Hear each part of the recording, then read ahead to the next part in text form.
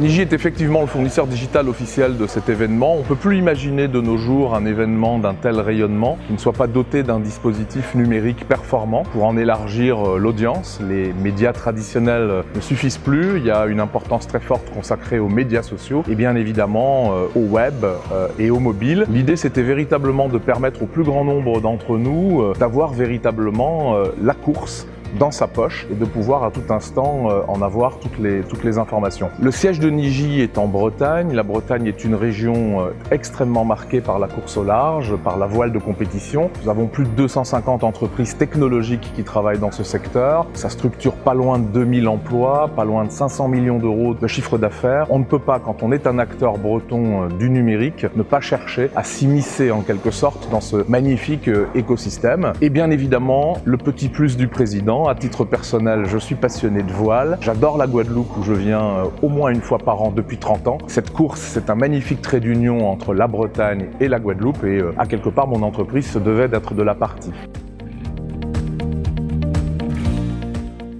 J'ai créé Niji le 12 septembre 2001. À l'époque, on ne parlait pas de numérique, on parlait de technologie de l'information et de la communication. C'était, pour ceux qui s'en souviennent, une année de crise. C'était la bulle Internet qui explosait. Il y avait très peu de création d'entreprises, très peu de démarches structurées pour soutenir ces créations d'entreprises. Et donc, on a été globalement assez peu aidé, juste parce qu'il existait très peu de choses. J'ai été aidé de deux façons. J'ai été aidé par Rennes Métropole, la direction du développement économique de Rennes Métropole, à laquelle je rends souvent hommage, qui m'a permis d'installer l'entreprise dans les locaux d'une pépinière d'entreprise et d'être logé en quelque sorte à bon tarif sur les 3 premières années de développement de l'entreprise. Et j'ai été aidé par un ami, dirigeant d'entreprise, que j'avais aidé à fonder son entreprise quelques années plus tôt et qui avait des locaux disponibles pour nous à Massy-Palaiseau pour notre implantation parisienne. Nous y sommes restés une année et la direction du développement économique de la ville d'Issy-les-Moulineaux, de la même façon que ça avait été le cas pour Rennes, a pris le relais en nous permettant d'intégrer sa pépinière et donc là aussi d'être logé pendant quasiment 3 années. En dehors de ça, pas de French Tech à l'époque, pas de banque publique d'investissement, rien de tout ça et donc priorité, le client, chercher des affaires,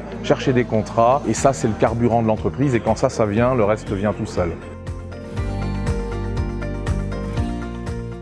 Niji aujourd'hui est une entreprise qui a fait le choix d'abriter sous son toit 3 métiers qui traditionnellement font l'objet d'entreprises disjointes. Un métier de conseil très tourné vers l'impact du numérique sur la stratégie, le business des entreprises. Un métier de design, design cognitif, de la relation de l'homme à la machine, design ergonomique des interfaces, design visuel, design artistique, des écrans dans un monde où le mobile a entraîné la multiplication des écrans. Et enfin un métier de réalisation technologique, donner vie aux idées, délivrer les dispositifs numériques qui sont majoritairement logiciels. Ces 3 métiers se développent de façon équitable, de façon remarquable d'ailleurs. Aujourd'hui, Niji, c'est près de 800 personnes. On va terminer l'exercice 2018 à pas loin de 75 millions d'euros de chiffre d'affaires. Le siège est à Rennes, mais on est aussi présent à Nantes, à Lille, à Lyon, à Bordeaux et bien évidemment à Paris, où l'organisation du tissu économique national nous oblige à avoir pas loin de la moitié de nos effectifs. On se projette sur 2019 vers les 90 millions d'euros de chiffre d'affaires et donc on embarquera pas loin de 150 personnes en plus dans nos 3 métiers de conseil, de design et de technologie. On n'envisage pas en 2019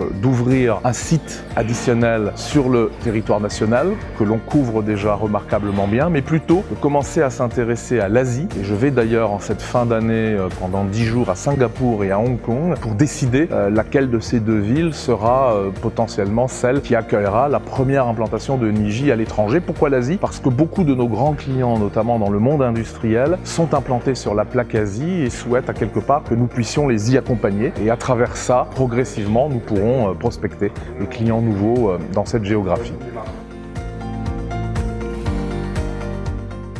Nous avons effectivement l'idée d'inscrire notre partenariat avec OC Sport Penduic, qui est l'opérateur de la route du Rhum, dans la durée et j'espère effectivement que nous pourrons être de la partie dans 4 ans. Tout ce que les entreprises locales ici en Guadeloupe, dans le domaine des technologies, dans le domaine des contenus, qui ont une connaissance fine de l'écosystème régional pourront nous apporter en services additionnels, en contenus additionnels qui nous permettront d'ancrer davantage le dispositif numérique pour l'arrivée de la course dans les spécificités régionales, eh bien, tout ce que ces entreprises pourront nous apporter, bienvenue. N'hésitez pas à prendre contact avec moi. Si on peut donner au dispositif numérique de 2022 un ancrage guadeloupéen plus fort, une saveur guadeloupéenne plus forte, plus affirmée, franchement, on n'hésitera pas à le faire. Ce qu'il faut, c'est l'anticiper au plus tôt pour pouvoir le proposer à la course, à l'événement. L'entreprise qui se charge de mettre ce formidable spectacle en musique, mais voilà, il n'y a non seulement pas d'interdit à coopérer avec les entreprises locales, mais une invitation à ce qu'elles viennent